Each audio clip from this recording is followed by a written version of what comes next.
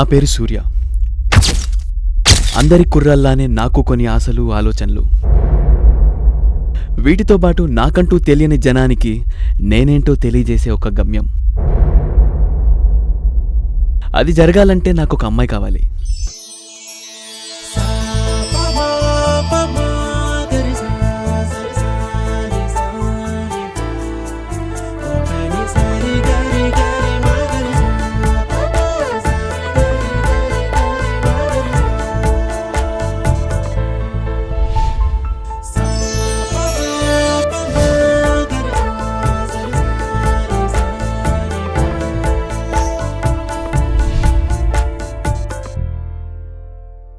నా పేరు విక్రమ్.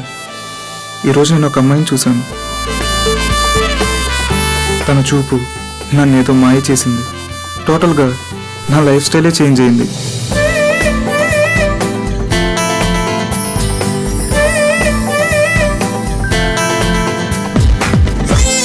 మరి ఆ పెళ్లి కూతురు ఏమైనట్టు?